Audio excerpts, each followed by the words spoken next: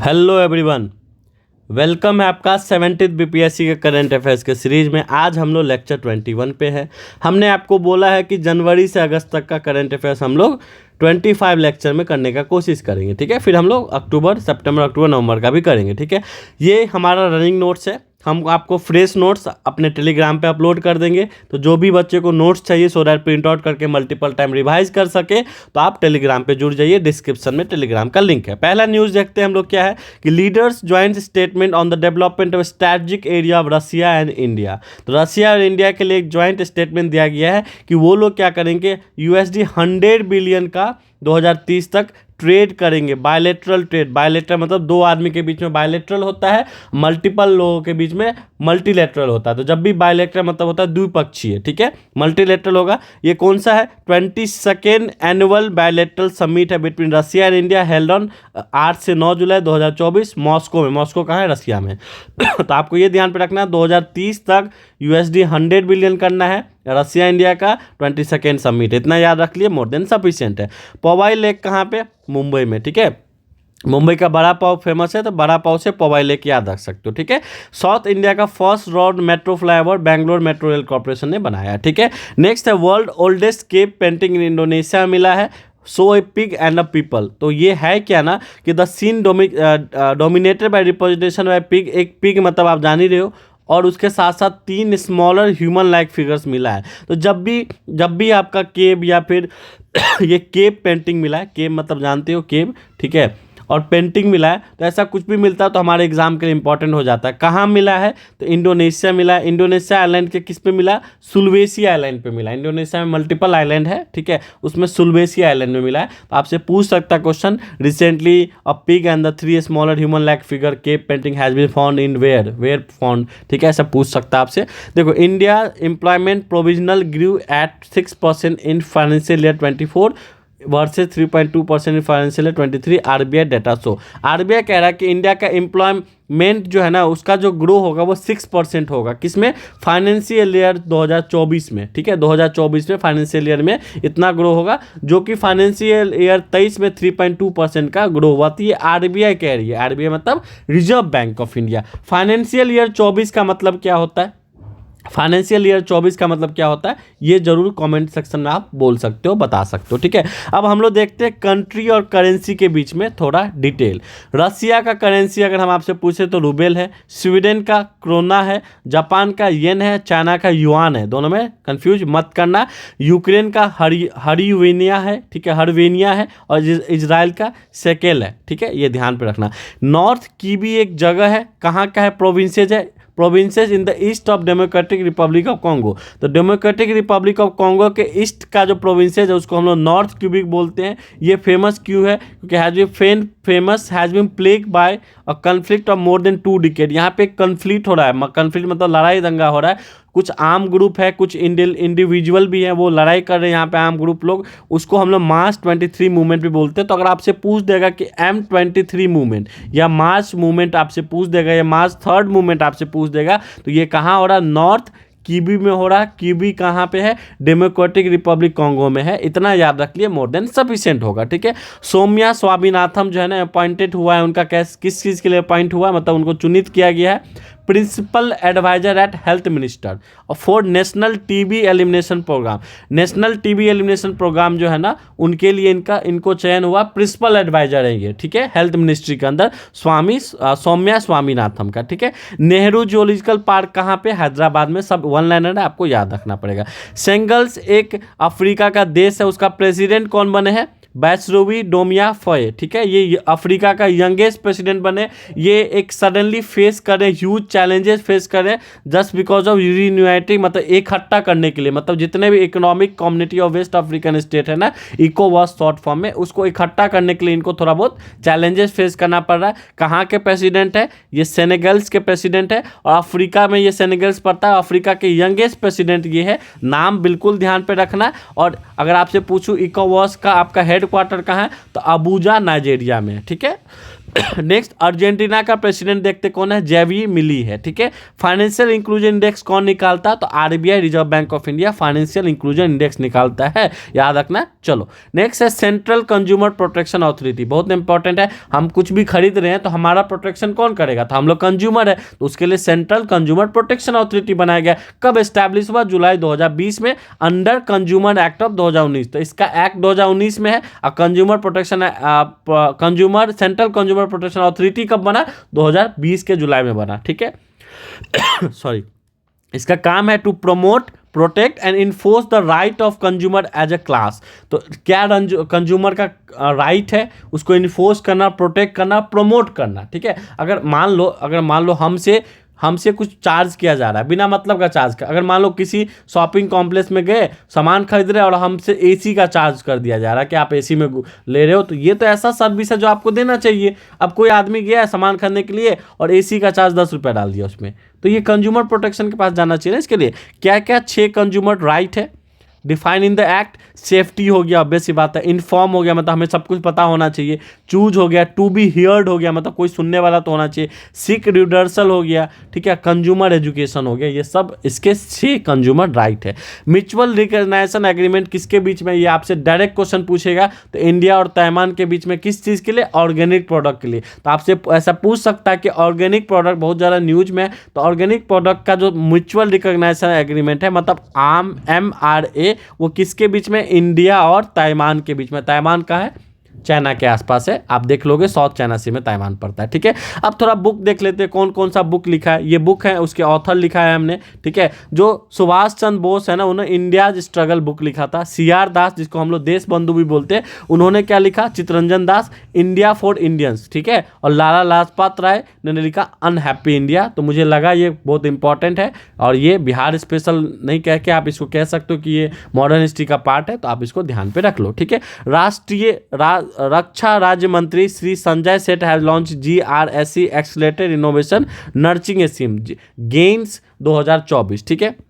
ये क्यों लॉन्च किया गया, पहले आपको ये पता होना चाहिए। तो देखो, GRSE का फुल फॉर्म क्या है, Garden Reach Ship Builder and Engineer Limited, Kolkata, जुलाई 10 2024 को लॉन्च हुआ। इस स्कीम का इनोवेटिव स्कीम है which seek solution to problem related to ship yard and promote technology development use startup create nurture in the country. जितने भी shipping वाले हैं ना, शिपिंग वाला जो चीज़ है ना, उसमें हम लोग क्या करेंगे, उसका जो प्रॉब्लम है, ठीक है, उसको हम लोग सॉल्व करेंगे, उसमें टेक्नोलॉजी लाएंगे, उसको हम MSME इनेबल करेंगे, उसके अंदर स्टार्टअप्स के साथ डेवलप करेंगे। MSME मतलब होगा माइक्रो स्मॉल मीडियम के साथ उसको टाइप करेंगे, सो दैट उनका डेवलपमेंट हो सके, टू डेवलप इनोवेटिव सॉल्यूशन उसको दे सके। और ये सारा इनिशिएटिव किसके कीपिंग माइंड में रखा जाएगा, ताकि हम लोग मेकिंग इंडिया की तरह इसको डेवलप कर सके, स्टार्टअप इंडिया की तरह को डेवलप कर सके, ठीक है। तो आपसे क्वेश्चन पूछ सकता है कि जो GRSE है या गेन्स 2024 वो किससे रिलेटेड है, तो वो शिप यार्ड से रिलेटेड है। या फिर आपको GRSE का फुल फॉर्म पूछ सकता है, तो garden Reach Ship Builder and Engineer limited, आपसे यही पूछेगा, इससे ज़्यादा कुछ नहीं पूछेगा।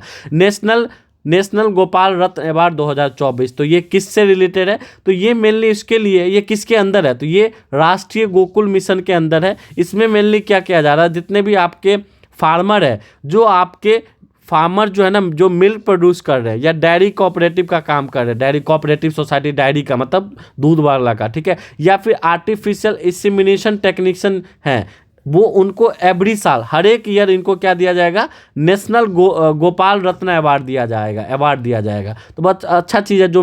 जो आपको मिल्क प्रोड्यूशन के क्षेत्र में फार्मर है, ठीक है, उनको ये अवार्ड दिया जाएगा। तो आप यहाँ साइड में लिख लो मिल्क प्रोड्यूशन, सो डैट कि आपको पता चले कि ये किससे लिखे। तो जो भी ऐसा मिल्क प्रोडक्ट है या डेयरी कोऑपरेटिव सोसाइटी में चल रहे हैं, उनको मिलेगा। क्या क्या मिलेगा, 5 लाख मिलेगा फर्स्ट अवार्ड को, सेकेंड को 3 लाख, थर्ड को 2 लाख, ठीक है। 2 लाख अलग से किनको दिया जाएगा, special award for north eastern region, जो नॉर्थ ईस्टर्न रीजन रहेगा उनको 2 लाख अलग से दिया जाएगा। देखो, किसी भी चीज़ का ना, गोपाल से आप याद रख सकते हो। देखो, गोपाल किसका ना, कृष्ण को भी हम लोग गोपाल बोलते हैं, तो कृष्ण थोड़ा बहुत याद रख सकते हो कि मिल्क से रिलेटेड है, ठीक है।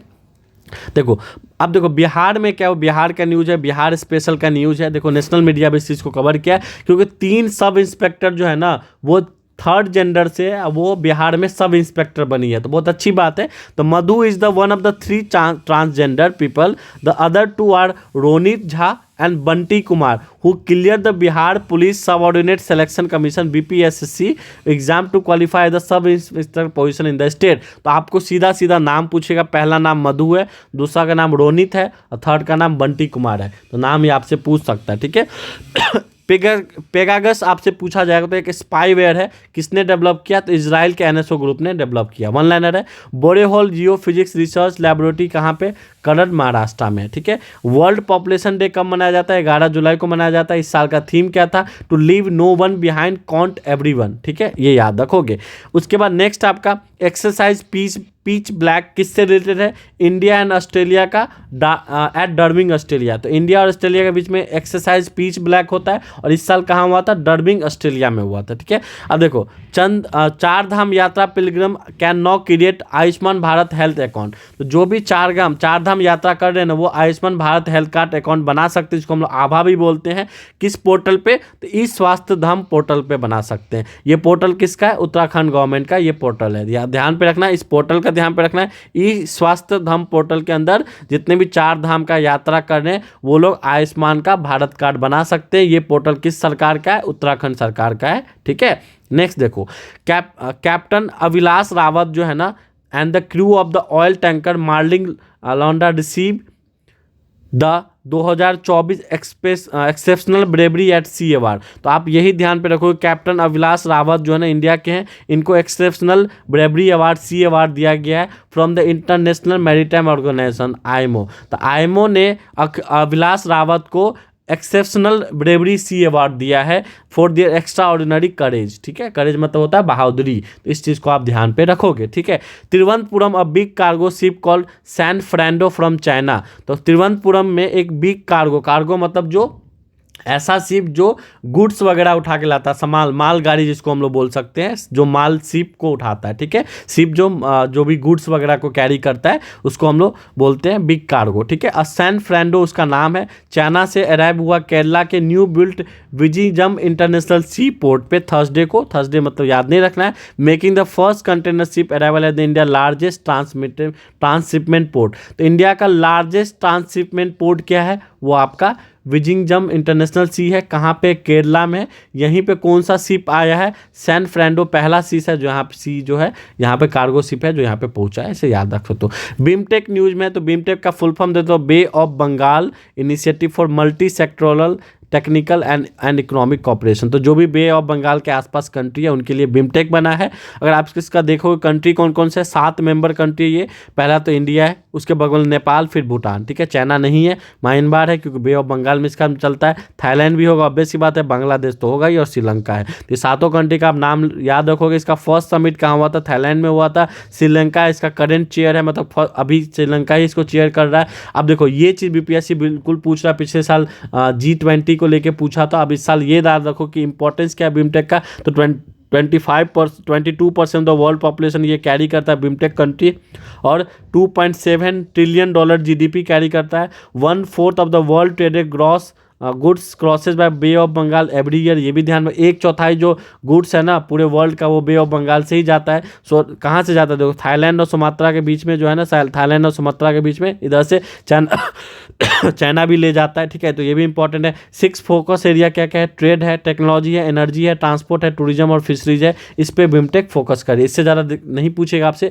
एक चीज़ क्या पूछ सकता है कि 1997 में ये बना और किस डिक्लेरेशन से बना? तो बैंकॉक डिक्लेरेशन से ये बना। B for BIMSTEC, B for Bangkok declaration, ये आप याद रख सकते हो, ठीक है।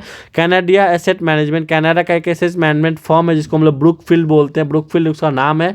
उन्होंने क्या है अनाउंस किया है an equity investment of every over 200 billion in Tamil Nadu. तो उन्होंने बोला है ब्रुकफील्ड क्या करेगा कि रिन्यूएबल एनर्जी कंपनी में $200 मिलियन का इन्वेस्टमेंट करेगा लैब ग्रीन एनर्जी में, ठीक है। तमिलनाडु में एक लैब ग्रीन एनर्जी है जिसमें ब्रुकफील्ड जो कनाडा का एसेट मैनेजमेंट कंपनी है वो $200 मिलियन इन्वेस्ट करेगी, ठीक है। तो ऐसा पूछ सकता है आपसे। और उन्होंने ऐसा भी बोला कि $350 मिलियन हम चाहेंगे तो फ्यूचर में भी कर सकते हैं। तो आपसे कंपनी का नाम पूछ सकता है। कंपनी का नाम लैब ग्रीन एनर्जी, एक रिन्यूएबल एनर्जी कंपनी है, तमिलनाडु में है। कौन इन्वेस्ट कर रहा है? ब्रुकफील्ड। कितना कर रहा है? $200 मिलियन, ठीक है।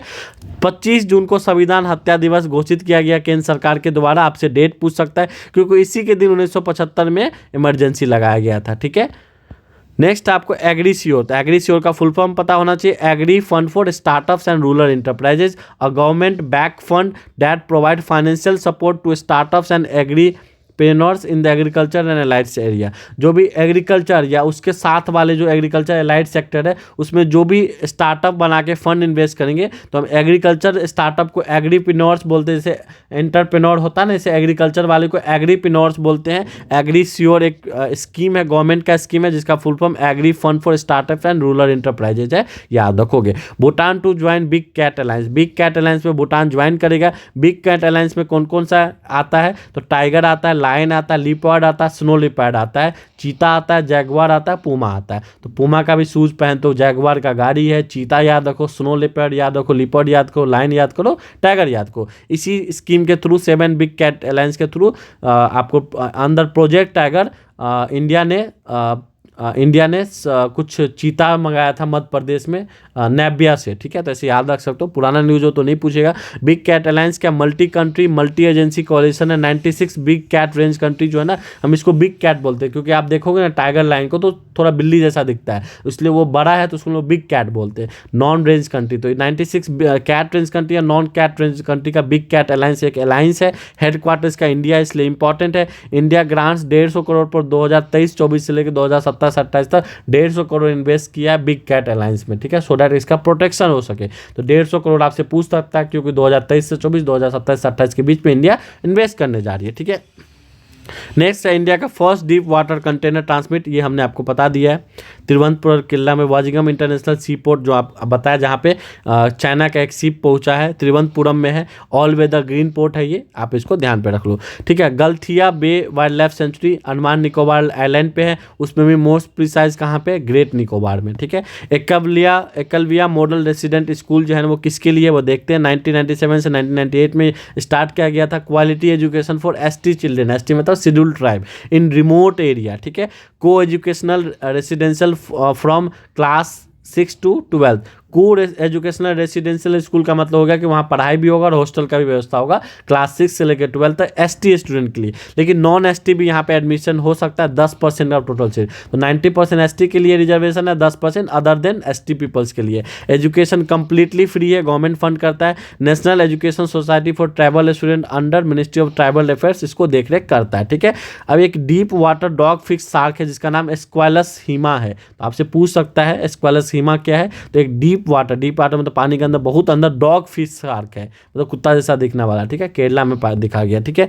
वर्कला क्लिप जो है ना, केरला में एक पहाड़ जैसा क्लिप, मतलब एक पहाड़ जैसा ऐसा बना हुआ है, ठीक है, ऐसा बना हुआ है, ठीक है, क्लिप है वो। National geological monument and national Jio heritage site के अंदर इसको रखा गया, ठीक है। छोटा सा न्यूज़ था 17 से 20 मिनट का, ठीक है। आई होप कि ये बहुत इंपॉर्टेंट है, इसका नोट्स बनाओ।